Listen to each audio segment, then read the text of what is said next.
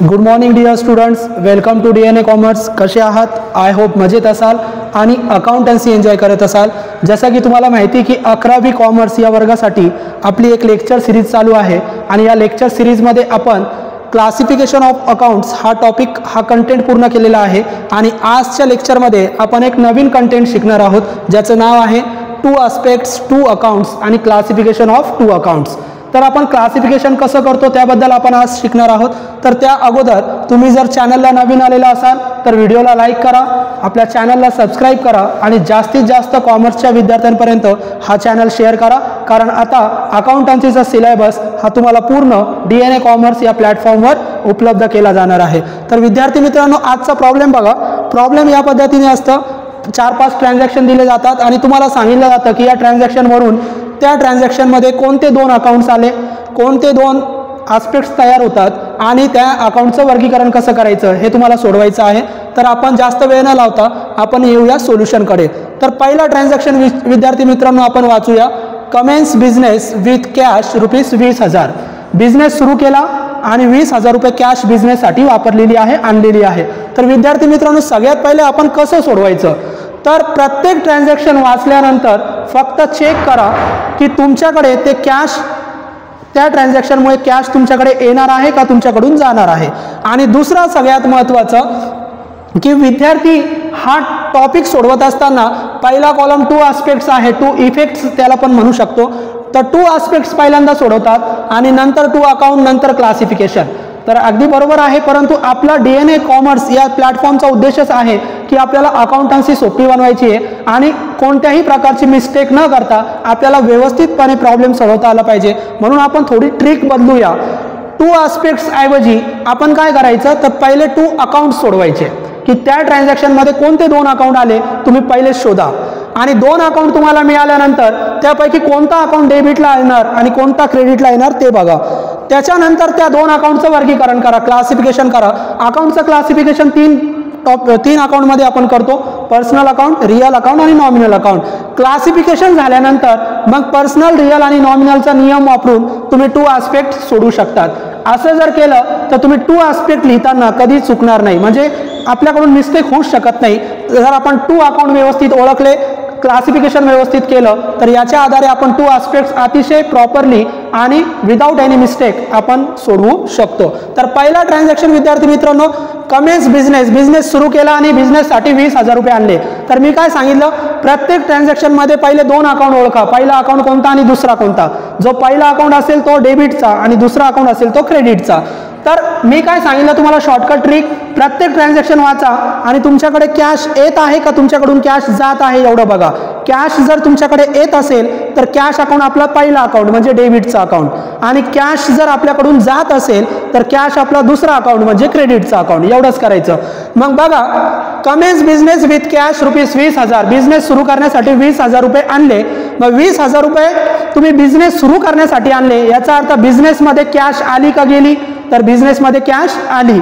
मग बिझनेसमध्ये कॅश आली तर मी तुम्हाला काय सांगितलं, ज्या वेळेस तुमच्याकडे कॅश येणार तर कॅश आपला असणार पहिला अकाउंट, म्हणजे पहिला अकाउंट आपला कॅश अकाउंट आणि जो पहिला अकाउंट असेल तो डेबिटचा अकाउंट. मग पहिला अकाउंट आहे विद्यार्थी मित्रांनो कॅश अकाउंट. कॅश आपल्याकडे आली. आता बिझनेस सुरू करण्यासाठी आता दुसरा अकाउंट ओळखायचा. तर बिझनेस सुरू करण्यासाठी ज्या वेळेस तुम्ही कॅश आणतात तेव्हा बिझनेसमध्ये गुंतवलेली कॅश त्याला म्हणतात कॅपिटल. म्हणजे ज्या वेळेस आपण बिझनेस सुरू करण्यासाठी कॅश वापरणार तेव्हा त्या कॅशला आपण म्हणणार कॅपिटल. म्हणजे दुसरा अकाउंट आपल्याला मिळाला विद्यार्थी मित्रांनो कॅपिटल अकाउंट. दुसरा अकाउंट आपल्याला मिळाला कॅपिटल अकाउंट. आता 2 अकाउंट मिळाले. जो पहिला अकाउंट असेल तो डेबिटचा आणि दुसरा अकाउंट असेल तो क्रेडिटचा. आता याचं क्लासिफिकेशन करा. कॅश आपली ॲसेट आहे आणि सगळे ॲसेट कोणत्या अकाउंटमध्ये येतात, रिअल अकाउंटमध्ये. मग कॅशला तुम्ही म्हणणार रिअल अकाउंट. कॅशला आपण म्हणणार रिअल अकाउंट.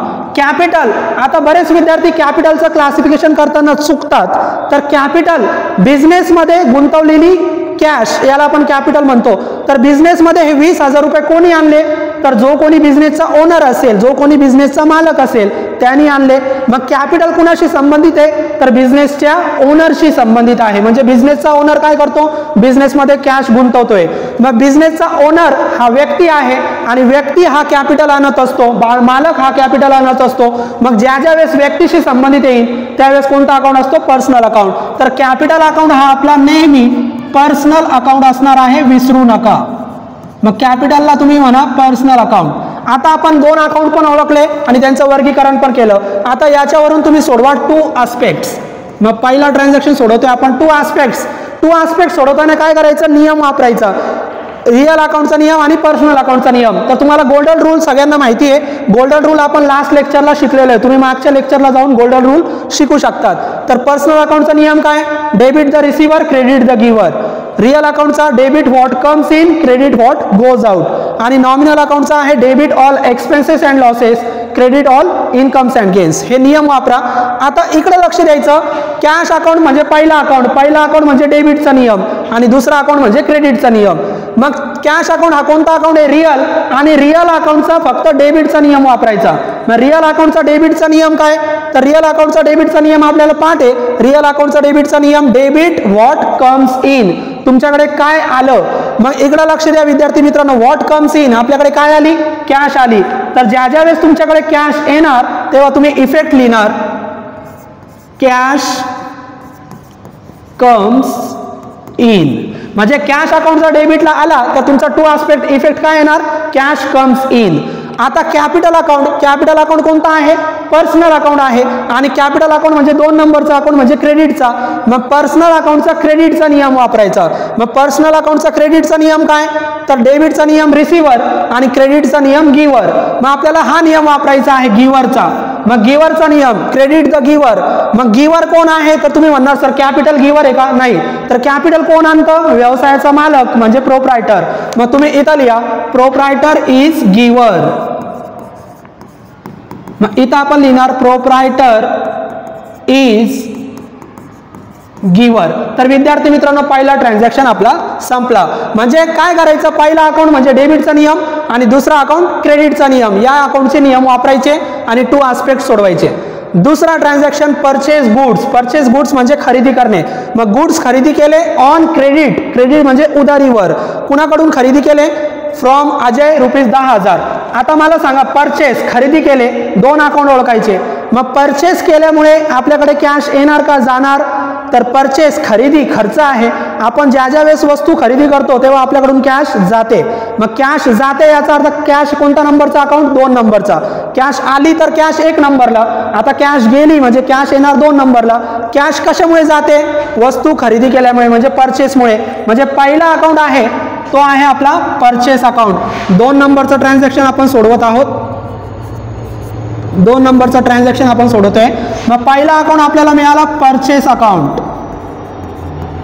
आता तुम्ही म्हणणार सर दुसरा अकाउंट पण आहे कॅश अकाउंट. तर दुसरा अकाउंट आपला कॅश अकाउंट आहे, परंतु ट्रान्झॅक्शन बघा, ट्रान्झॅक्शन आहे उधारीवर, ऑन क्रेडिट.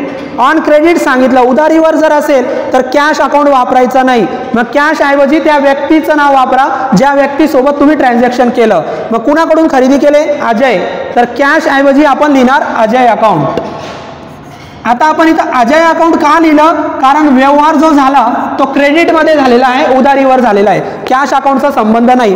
आता 2 अकाउंट आपल्याला ओळखले आपण, परचेस अकाउंट आणि अजय अकाउंट. यांचं क्लासिफिकेशन करा. तर परचेस कोणता अकाउंट आहे, पर्सनल अकाउंट आहे का, रिअल आहे का, नॉमिनल आहे. तर तुम्हाला क्लासिफिकेशन ऑफ अकाउंटचे प्रॉब्लेम मी शिकवलेले आहे, सगळ्यांना क्लासिफिकेशन करता आलं पाहिजे. परचेस म्हणजे आपला खर्च आहे आणि खर्चाशी संबंधित असणारे सगळे अकाउंट कोणते अकाउंट असतात, नॉमिनल अकाउंट. मग याला म्हणा नॉमिनल अकाउंट. आणि अजय व्यक्तीचं नाव आहे, व्यक्तीचं नाव म्हणजे कोणतं अकाउंट, पर्सनल अकाउंट. तर आपण 2 अकाउंट ओळखले आणि दोघांचं क्लासिफिकेशन पण केलं. आता काय करायचं, आस्पेक्ट लिहायचे. मग हा पहिला अकाउंट जो आहे विद्यार्थी मित्रांनो तो डेबिटचा नियम आणि दुसऱ्या अकाउंटला क्रेडिटचा नियम वापरायचा. तर पहिला अकाउंट परचेस, कशाचा डेबिटचा नियम, नॉमिनलचा. मग नॉमिनलचा डेबिटचा नियम काय, तर नॉमिनलचा डेबिटचा नियम आहे डेबिट ऑल एक्सपेन्सेस. डेबिट काय आहे, एक्सपेन्सेस आहे. मग इकडे या, डेबिटला काय दिलं, परचेस. मग लिहा परचेस इज अन एक्सपेन्सेस. मग इथं लिहा डेबिट एक्सपेन्सेस असतात. मग डेबिटला काय आलं, purchase. Purchase is an expenses. तर खूप सोपं आहे विद्यार्थी मित्रांनो, या पद्धतीने तुम्ही लिहू शकतात. आता दुसरा अकाउंट अजय अकाउंट, तो कोणता आहे? क्रेडिटचा. मग क्रेडिटचा नियम वापरायचा कोणता? Personal account. मग पर्सनल अकाउंटचा नियम आता तुम्हाला पाठ आहे. पर्सनलचा डेबिटचा नियम रिसिव्हर आणि क्रेडिटचा नियम गिव्हर. मग आता आपल्याला गिव्हर लिहायचं आहे. मग गिव्हर कोण? तर इथं कोण आहे? अजय. मग लिहा Ajay is giver. Ajay is giver. तर या पद्धतीने आपण दुसरा ट्रान्झॅक्शन पण विद्यार्थी मित्रांनो कंप्लीट केला. आता तिसरा ट्रान्झॅक्शन आपण सोडूया. तिसरा ट्रान्झॅक्शन परत काय सांगितलं? Cash cells. परचेस म्हणजे खरेदी करणे, आता सेल्स सांगितलं. सेल म्हणजे विकणे. काय विकलं आपण? 7,000 रुपयाच्या वस्तू विकल्या. मग आता परचेस केल्यामुळे कॅश जाते, सेल्स केल्यामुळे कॅश आपल्याकडे येणार. मग कॅश येणार म्हणजे कॅश नंबर 1 अकाउंट का नंबर 2 अकाउंट? तर कॅश येणार म्हणजे कॅश आपला पहिला अकाउंट म्हणजे डेबिटचा अकाउंट. मग पहिला अकाउंट आपल्याला मिळाला कॅश. ज्या ज्या वेळेस तुमच्याकडे कॅश येणार तेव्हा कॅश पहिला अकाउंट असणार म्हणजे डेबिटचा अकाउंट असणार. आता कॅश तुमच्याकडे कशामुळे आली? सेल्स केल्यामुळे. आणि तुम्ही तो रोख विकलेला आहे म्हणून व्यक्तीचं नाव लिहिण्याची गरज नाही. आपण उधारीवर ट्रान्झॅक्शन केलं तर व्यक्तीचं नाव लिहायचं. आपण बघा इथं अजयकडून वस्तू उधारीवर खरेदी केल्या होत्या म्हणून आपण कॅश ऐवजी अजय अकाउंट वापरलं. आता तुम्हाला व्यक्तीचं नाव लिहिण्याची गरज नाही कारण कॅश सेल्स आहे. तर आता कॅश तुमची कशामुळे आली? सेल्समुळे आली. तर दुसरा अकाउंट आहे सेल्स अकाउंट. 2 अकाउंट आपण ओळखले. आता याचं क्लासिफिकेशन करा. आता कॅश अकाउंट आपल्याला सगळ्यांना माहिती आहे. कॅश अकाउंट हा असेट आहे म्हणजे रिअल अकाउंट. आणि सेल्स आपला इन्कम आहे. तर इन्कम आणि एक्सपेन्सेस जर आले, एक्सपेन्सेस आणि इन्कम जर आले तर ते कोणते अकाउंट असतात? Nominal account. हे लक्षात ठेवा. तर याला सेल्सला म्हणा नॉमिनल अकाउंट. तर याला आपण म्हणूया नॉमिनल अकाउंट. आणि आता 2 आस्पेक्ट करायचे. मग 2 आस्पेक्ट काय?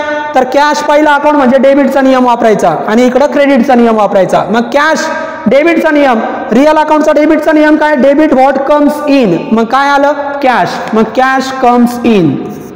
इथे लिहा कॅश कम्स इन. आता दुसरा सेल्स हा दुसरा अकाउंट आहे म्हणजे क्रेडिटचा अकाउंट. मग इथं क्रेडिटचा नियम वापरा. कोणता अकाउंट? नॉमिनल. मग नॉमिनलचा क्रेडिटचा नियम काय? तर क्रेडिटचा नियम आहे क्रेडिट काय असतात? इन्कम असतात. मग क्रेडिट इज अन इन्कम. मग क्रेडिटला काय आहे? सेल्स. मग सेल्स इज अन इन्कम. मग इथं लिहा सेल्स इज अन इन्कम. तर इतक्या सोप्या पद्धतीने आपण 2 आस्पेक्ट सोडू शकतो. पहिले 2 अकाउंट ओळखा, क्लासिफिकेशन करा आणि नंतर 2 आस्पेक्ट सोडवा. तुम्ही कधीच चुकणार नाही. चौथा रिसिव्ड कमिशन. मी तुम्हाला काय सांगितलं? ट्रान्झॅक्शन वाचा आणि फक्त चेक करा कॅश येत आहे का जात आहे. कॅश येत असेल तर कॅशला पहिला अकाउंट आणि कॅश जात असेल तर दुसरा अकाउंट. मग रिसिव्ड म्हणजे मिळणे. काय मिळालं? कमिशन मिळालं. किती? 500. मग कमिशन मिळालं. कॅश आली का गेली? तर कॅश आली. कॅश आली म्हणजे पहिला अकाउंट कॅश अकाउंट. मग इथं आपण चौथा ट्रान्झॅक्शन सोडवत आहोत. मग इथं लिहा पहिला अकाउंट डेबिटचा कॅश अकाउंट. आता विद्यार्थी मित्रांनो कॅश कशामुळे तुमच्याकडे आली? कमिशनमुळे. मग दुसरा अकाउंट आपल्याला मिळाला कमिशन अकाउंट. मग दुसऱ्या अकाउंटचं नाव लिहा कमिशन अकाउंट. मग दुसरा अकाउंट मिळाला. आता एक याचं क्लासिफिकेशन करा. कॅश अकाउंट आपल्याला सगळ्यांना माहिती आहे. आता कॅश अकाउंट कोणता अकाउंट आहे? Real account. Cash account real account आहे. कमिशन, आता तुम्ही म्हणणार सर कमिशन काय आहे? तर मिळालं आपल्याला कमिशन म्हणजे आपला इन्कम झाला. आणि इन्कम आणि एक्सपेन्सेस, इन्कम आणि एक्सपेन्सेस, एक्सपेन्सेस आणि इन्कम कोणते अकाउंट असतात? नॉमिनल. मग याला नाव द्या नॉमिनल अकाउंट. कमिशन हा आपला नॉमिनल अकाउंट आहे आणि नॉमिनल अकाउंट आपण दिलं. आता 2 आस्पेक्ट सोडवा. मग याला डेबिटचा नियम आणि याला क्रेडिटचा नियम. मग कॅश रिअल अकाउंटचा डेबिटचा नियम डेबिट व्हॉट कम्स इन. काय कम्स इन? कॅश. मग लिहा कॅश कम्स इन. मग इथे लिहिणार आपण कॅश कम्स इन. आता कमिशन अकाउंट हा 2 नंबरचा म्हणजे क्रेडिटचा नियम वापरायचा. कोणत्या अकाउंटचा? नॉमिनलचा. मग नॉमिनलचा क्रेडिटचा नियम काय? क्रेडिट काय आहे? इन्कम. मग क्रेडिट इज अन इन्कम. मग काय आहे क्रेडिटला? कमिशन. मग लिहा कमिशन इज अन इन्कम.